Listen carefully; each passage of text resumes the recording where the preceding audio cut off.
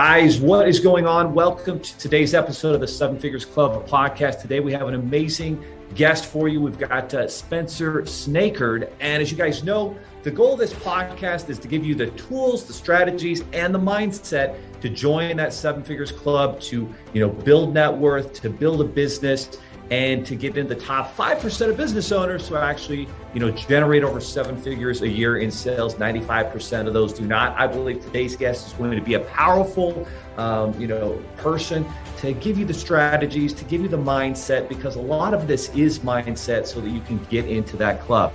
Now, Spencer is an executive transformation coach, trainer, and speaker. She helps visionary entrepreneurs and conscious women leaders to break through invisible barriers to get to the next level of impact and success by transforming from the inside out, so that you can turn your mission into a world-changing movement without life-sucking consequences. I like that. I'm guessing that's probably why she's going on vacation for the next 2 months, because she's got a lot of that mastered and put together.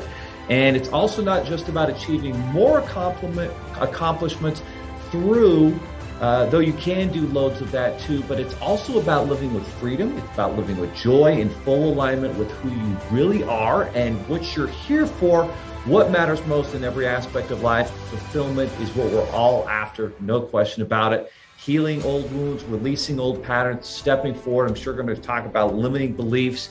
And then after having helped hundreds of ambitious men and women create jaw-dropping results in all areas of their life, let me give you a few examples of those. She's helped people grow revenue 10 times, 10x in the last 2 years, drop multiple dress sizes, get in the best shape of their life, increase income at least 300%, restore 20-plus-year-old broken relationships, create the marriage of their dreams. In essence, she's going to help you with your health, wealth, and your relationships, and that really encompasses a lot of life. Spencer, welcome to the podcast. There are over 32 million businesses in the U.S., and over 90% of them will never break 7 figures in annual sales. So how do we as entrepreneurs or aspiring entrepreneurs break into that 7 figures club? This podcast will relentlessly share the secrets, strategies, and tactics I've used to create 3 multi-7 figures businesses and bring in even more successful entrepreneurs than me to share their inspirational stories and tactics to success.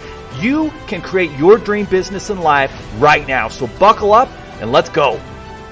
Thanks so much for having me here, Leo. Yeah, boy, I hear some of those results, and I think if I didn't know better myself, I'd think they sound bogus, but they're legit. That they are. No, some amazing results, and we certainly are excited to talk about those today. Now, we always like to find out a little bit more about your background and what led you specifically down the path of entrepreneurship and helping other entrepreneurs. What was your upbringing like? What were some of those events that maybe led you down a path of entrepreneurship or key moments early on in life? Yeah, it's funny. As soon as you were saying that, I was remembering going around my neighborhood, knocking door to door, asking neighbors if I could wash their car for them and things like that. Oh, I love it. Yeah, I think I just kind of always had some degree of an entrepreneurial spirit and thinking, if you want to make something happen, go out there and do it and make it happen. And I went to college for a degree in psychology, but knew as I was going through my psych program that I was like, I really don't want to work with people with mental problems per se. I want to really help people live the best life that they can live and not be stopped by anything and be able to make their dreams reality. And that's all that good stuff. Yes. And so I was very fortunate. About a year or so after college, I discovered a transformational training company, was introduced to it from a friend that was doing life coaching. And, this was before coaching even was a thing. This was like the early to mid 90s. And, and just was like watching miracles happen in the room. I mean, things that, even for me, like I had eating disorders for over 10 years of my life and was at a point where I wasn't actively abusing myself, but felt like I'm always going to have this monkey on my back, so to speak, and always have this problem to deal with. And literally one conversation in that weekend training just completely broke free of it. I was like, yeah, I don't need that anymore. I'm done with that. And just things like that you'd think you need like years of therapy to work through, just like magic were happening for people. And I was like, this is it. This is what I was put on this earth to do. And so that's certainly what started me down the coaching and transformation path. And then the natural extension of that seemed to be to do it in a way that works for me and the life I want to be living and all of that as an entrepreneur. Absolutely. Well, And then you transitioned further into not only becoming a great entrepreneur yourself, but then also helping other small business owners. A lot of the listeners here are in, early startup stage of their business. They're trying to take it to that next level. And I know there's kind of three pillars that you talk about that really help an entrepreneur or a leader to succeed. And these are three pillars they really need to master. What are those three pillars and how can we, work towards progressing with them? Yeah, absolutely. The three pillars of my work are alignment, insight, and reinvention. And they're really coming from, my work is very much sort of guided or informed by the quote from the French philosopher that says we're spiritual beings having a human experience. The more I've gone into this work and the more I've worked with people over the years, the more I see that I think it can really kind of be broken down to who we are as spiritual beings. And for me, this doesn't have to do with religion or doctrine or anything like that. It's just this idea of, we can't cut your physical body open and say, oh, there's your personality or there's who you are. There's some sort of existence to us beyond our physical cellular nature. So on a spiritual level, that's very much, I think, where we have these callings of, who we are wanting to be expressed in the world, what we're here for, our purpose, our mission, our, what we feel we're here to create and contribute, and what really matters most to us. And when we can get those in alignment, that's when I feel like we really have the power to create anything. However, in the way of that alignment is aspects of our humanity in these physical bodies. We're housed in these bruisable, breakable, dated bodies. And with that comes fear and comes a need to survive. And with that innate need to survive, we're ultimately just cavemen still at heart, or on a cellular level. We're all just like, trying to make sure we don't get dragged off by the saber-toothed tiger to have us for dinner. And so with that comes fear. And that's where things like ego and identity and fear and doubt and imposter syndrome and all those things tend to get in the way. So alignment with who you really are, what you're here for, what matters most, insight into the parts of your humanity that can get in the way of that alignment. And then reinvention is really being able to kind of strip away all that's not you, all the armor that we carry around, or the baggage we carry around, or the limiting beliefs and things that we carry around, being able to really kind of strip ourselves free of that to show up fully as our full self-expression throughout our whole human experience, like meshing those two parts together. Absolutely. So three powerful pillars that you just broke down, unpacked for us. And a lot of those do kind of come back into one word that I see a lot on your website. I think a lot about it daily in, the business and our team here in the office and with those that we, try to reach out to and connect with on the podcast. And it's mindset. And there's this, how would you define mindset? And what are some of the keys to creating the right mindset? Something else you talk about on your on your work is avoiding life-sucking consequences. And as an entrepreneur of 20 years, I can tell you I've gone through some of those life-sucking consequences. But talk to us a little bit about the right types of mindset and things we can do with our mindset so we avoid life-sucking consequences, because those are so easy to create as an entrepreneur, as a business owner. Yeah, absolutely. And, the part where mindset plays into that very much is that, like, we know we're going to get those life-sucking consequences if certain things happen or we approach things certain ways. And so a lot of times, to try to save us from ourselves, we will avoid things or play small or not take the risks or make the leaps that we know we need to make to get to where we want to be, because we're afraid of those life-sucking consequences and we're trying to avoid them. So let's start with your first question. You said, what is mindset to me, or how do I define that?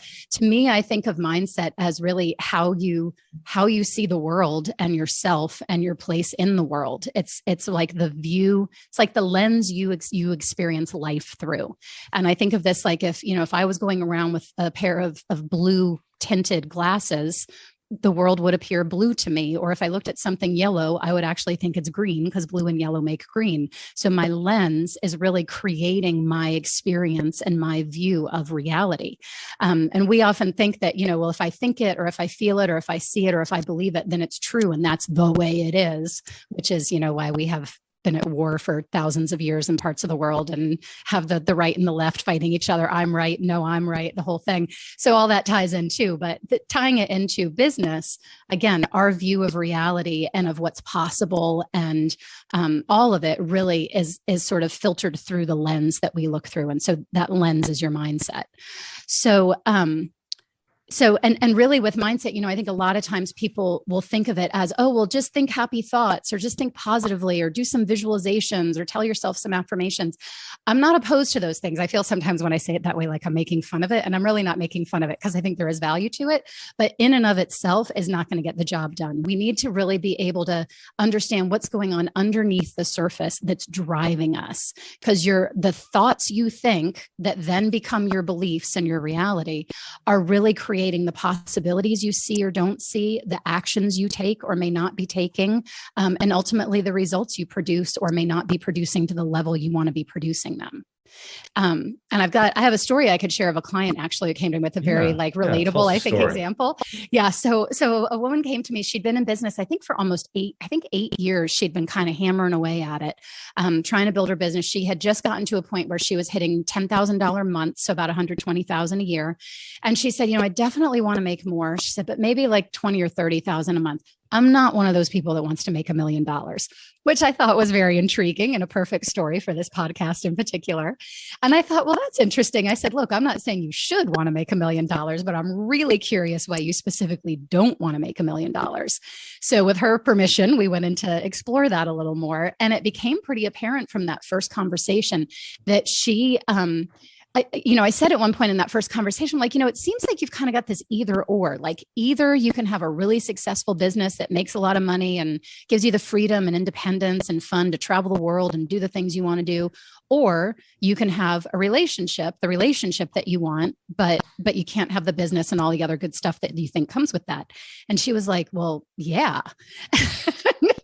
As I called it out, she didn't know that consciously when she came to me. But when I called out, she's like, well, yeah, now that I think of it, she said, I've only known 2 families my whole life who really seemed happy, like happily married and happy as a family and everything.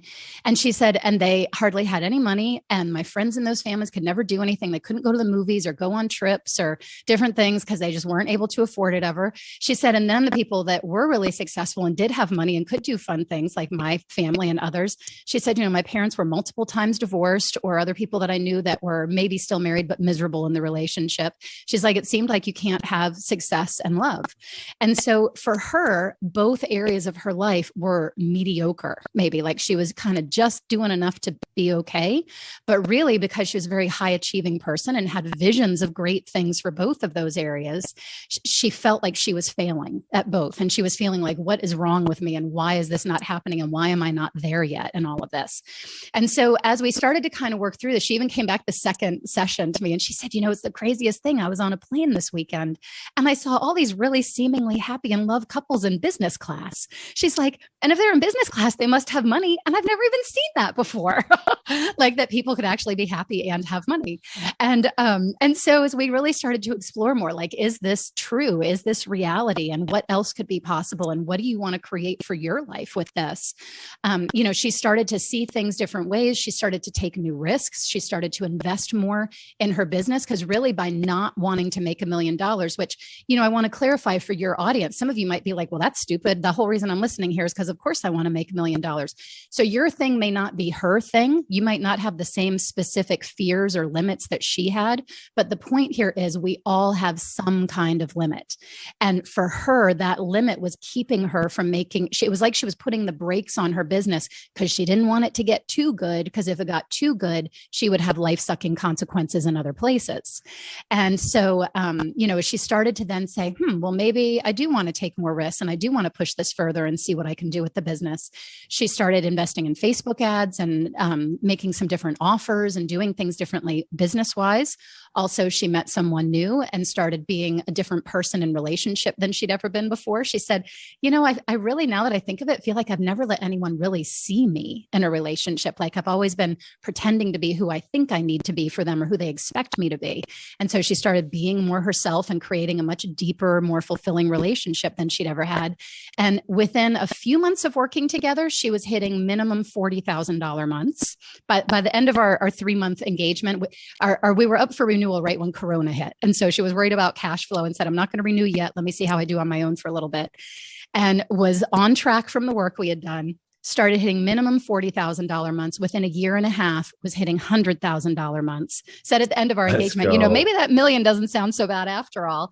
And last I heard, she was hitting $115,000+ months now on a regular basis, and is in a great relationship now. So it's all amazing. It's amazing to me always how the beliefs we have, these sometimes deep subconscious beliefs that we don't even know are there, are keeping us from the things we consciously say we want, but subconsciously we're trying to protect us and therefore not taking the steps we need to take towards it. No question. There's stories that we all tell ourselves. There are beliefs that we hold, and we don't even realize that we have them. And a lot of it is how we grew up, right? We grew up in a certain neighborhood, a certain area. She saw 2 families. One had the money, but didn't have the family relationship. One seemingly had the family relationship, but the money was not there. And you really can have it all in today's world, but it starts by eliminating some of those, limiting beliefs we have. And I think one of the issues that we run into is we're busy, and there's only maybe so much reading and podcasts and videos and courses and things that we can kind of go through. At some point, maybe we need to look at, well, I can go through and I can learn all this, or I can kind of fast track at working with someone who can kind of coach me up a little bit. Yes. What do you think are some of the reasons why, if you can actually work with a coach specifically, you're going to be able to accelerate, your results a lot quicker than kind of doing it slowly like that? Yeah, I think you're spot on. It does accelerate it so much. And I'm always, anyway, I've heard many people say, yeah, well, I don't have the money to invest into it yet, or I don't have the time to do that yet. And my thought in my own mind is always like, honey, you don't have the time or money not to, because it does fast track it. The thing is, we can't see, we all have blind spots, just like a car has blind spots. Nothing's wrong with the car. There's no flaw in the design. It's just an inherent part of the design that you can't see 360 all the time in the car. And it's the same in our life and in our business and our existence. Again, we have these glasses on, these lenses that we see the world through, and it's so a part of who we are and how we think and what's always been for us. We don't even know we're wearing the glasses. And so to work with someone who can even just be able to call that out sometimes, to say, hey, it kind of seems like maybe you're seeing it like this, and what are some other ways maybe you could see that, or what else could be possible there? Or times when we will vehemently argue for our limitations to try to, protect ourselves, talk ourselves out of things. It's funny, I had one woman who, when she first came to work with me, we had a discovery call, decided to work together. She wanted to start a health coaching business, had a huge passion for it. And when we got on our first call, she said, okay, well, I was talking with my sister, and she was pointing out that I'm really good with spreadsheets and stuff, and maybe I should start as a VA first. And then once I've got that going, then I can switch over to the health stuff. And I literally said to her, I was like, look, I'm like, if you really want to do that, that's all good, but I'm not going to coach you for that. I won't work with you if that's what you're going to do. Cause I'm like, I know full well your passion is the health track. And I said, and you're just up against fear right now. And she was like blown away that I said I wouldn't work with her if she was going to be a VA. And she ended up, we worked through, and she saw the fear. But this, to answer your question of why work with someone, even if you feel you've got a limit of the time or money, we don't see where fear stops us all the time, or it limits us, or it weighs us down. Sometimes I think of it almost like it's an anchor or something that we're, it's not that we can't move at all, but we got to exert a whole lot of extra energy to move forward with that anchor dragging us down. And working with a coach can say, hey, did you know you got an anchor there? Maybe you want to cut ties with that, and that'll give the opportunity to move more freely. And then we're able to go and get where we want to go and actually produce the results with the speed, the scale, and the ease that we want to produce them with. That story is very fascinating and interesting, because I think it illustrates some other challenges that we run into that's part of our limiting beliefs and mindset. And that can be, with those who we love and love us, our friends and family members, and their experiences.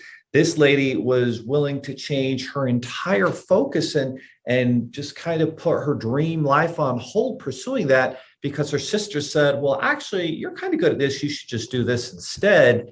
And I think there's a lot to be said about some anchors there. How do we Yes. identify maybe some of these other things that might be holding us back and actually be able to step back and realize that? Yeah, absolutely. One of the pieces of my, the three main parts of my framework were those pillars we talked about of alignment, insight, and reinvention. But within insight and those human things, those parts of our humanity that get in the way, part of that I go into with my clients is environmental design. And so, environment doesn't just mean your immediate, like a lot of us have heard things like keep your desk free from clutter or build some white space into your calendar, things like that. Those are pieces of our environment. Certainly things like the people in our life, who we surround ourselves with, family, as they say, you can't choose your family, but we can choose to choose them, whether we've been given them or not. But yeah, to be able to really recognize, like, who are the people, where are the places, what are the things that inspire and lift you up and support you and propel you forward, versus the things that maybe weigh you down, or also, sometimes it comes from caring, especially with family members. It can come from a place of caring. They don't want to see you fail. They don't want to see you struggle. They don't want to see you go down a path and not succeed. Sure, if they see something that they think you're better at, or maybe is a safer way to go, they might try to talk you into that. But is that really aligned with what you want and with what your calling is? Not all the time. So I've actually just launched a mastermind for this very reason about environmental design, because I've worked one-on-one with people plenty, but I think there's a lot of value as well to being in a small group of people who've got your back and who are all in it together and all looking out for each other and supporting each other and calling each other out when you start to play it safe or play small, or to be there to, cheer you on and lift you up when other people in your life might be saying, why are you doing this? This is crazy. Why don't you just go back to a regular job, or things like that? That's huge. I mean, probably a lot of us have heard that concept, that saying that you are the sum of the five people you spend the most time with. And when you start spending more time with people who have bigger dreams and they want to live a bigger life, and that doesn't mean anything's limited. They want to have a great family. They want to have a multi-million-dollar business. They want to have the freedom to travel around. They want to give their kids an epic life. And when you spend time with those people, now all of a sudden you begin to assimilate the way they think. Yes. And that's why mentorship is so important, and why coaching and working with someone who is further along the path than you can really expedite and accelerate your results. Now, sometimes as entrepreneurs, we're building the business, we're working within the right framework, we've got the coach, the trainer, and yet we're not seeing the results as quickly as we want to at the speed or scale. What are some of the ways to break through, those types of walls that we might run into? Yeah, there are a number of things. There are a number of things, actually, but one of the processes that I work through with clients, especially if it feels like they've been hitting a wall or a plateau for a while, that I feel like oftentimes if we're saying we want something and it's not coming with that speed, scale, or ease that we want it to be coming with, guaranteed there is always something that you're getting out of being where you are versus being where you say you want to be. So there's some kind of payoff for how it is now versus the perceived risk or cost or life-sucking consequence of where you say you want to get to. And so there's usually just a fear in there of, it could have to do with how people will see you, which, a lot of us consciously say, I don't care what people think about me. I'm going to go out and do what I want anyway. If you're human, yeah, you do care. We all care what people think about us. Because again, we're still wired with caveman brains. We want to not get kicked out of the cave, because if we get kicked out of the cave, we're on our own to face the saber-toothed tiger. Whereas in our group, we have some protection and strength in numbers. So there's always some kind of fear there around, whether it be looking bad or being wrong, failing, sometimes even succeeding there can be a fear of success again because of the quote unquote consequences. You think success is all good, but there could be things like, well, yeah, maybe you think now you're going to have to work a lot more hours or a lot harder or not have as much time with your family or, all these different things that may come of it. So, there's a process that I work through with people. In fact, I go through it in one of the master classes that I teach, where I kind of guide people through the process, so they can look for themselves to see, okay, here's where I am. Here's where I say I want to be. What is it that's maybe missing between here and there? And then what's it going to take to now create a new possibility to move into that? Oh, I love that. That's great, Spencer, because so often we're working with a coach, we're working with a trainer, we have a mentor that's guiding us along the way, and they're asking us questions. And a lot of the times I think a lot of people think, oh, you're just going to give me the Holy Grail. You're going to give me the silver bullet. You're just going to tell me exactly what I need to do. And that's not how it works. You're going to get the framework. You're going to get the guidance. But then you get to figure that out. You're in a unique situation. You're in your business, your industry, your profession, and there are things that you learn, but you are going to figure that out. And that's, I think, one of the problems I had early on in business was I was always, well, what's the Holy Grail? What's the marketing solution? But there's something unique that you figure out in your business with your team within your industry and profession, and you will be able to figure it out when you're working with the right people. But it's still going to be you. You're not going to just get the black and white answer. Oh, do this. No, you're going to figure it out, and that's the good. You'll be able to. And I think there's a lot of that too, where we have a limiting belief. Well, I don't know how to do it. Someone needs to just tell me what to do. No. You're going to figure it out. And that's where I think this masterclass you're sharing is going to really pay dividends. And I think a lot of our listeners here, whether they're on the treadmill or they're driving, to that next appointment and thinking, wow, this is good stuff. What is this class? How does this class work? How can I tap into it and unlock these limiting beliefs and things that are holding me back? Yeah, excellent. So they can go to transformingmillions.com. That's millions with an S, transformingmillions.com. And from that URL, you can sign up for there. It gives you a little more information of what it's about, but it goes through a little more in depth, each of these 3 pillars, including the first part gives you an opportunity to look for yourself at how aligned or not you are right now. And, one of the things I don't think I've really clarified yet on this episode, but a big belief of mine is that if something is out of alignment, you will sabotage it in some form or another. Again, because it's protecting ourselves from those perceived consequences that may come from it. So you can kind of get a gauge on how aligned you are right now with who you are, what you're here for, and what matters most. We go a little more into some of these aspects of humanity that get in the way and how you can kind of see for yourself if there are some places where you're stopping yourself or holding yourself back. And then getting into some of this tool of how to recognize what's between here and there. What's that payoff you're getting, and what would it take to let that go so you can create what you really want to create? Guys, so it's transformingmillions.com, millions with an S. And this masterclass is going to help you profitably and sustainably make world-changing impact. There's 3 specific things: what must be aligned to create a sustainable, fulfilling path to move more impact, money, freedom, and fulfillment, and why it may sometimes feel like it's not enough. Number 2, the human trap that is unknowingly creating your upper limits, limiting your earnings, business evolution, general fulfillment, maybe the people around you. And number 3, why continuous reinvention is essential to make the full impact you're here to make.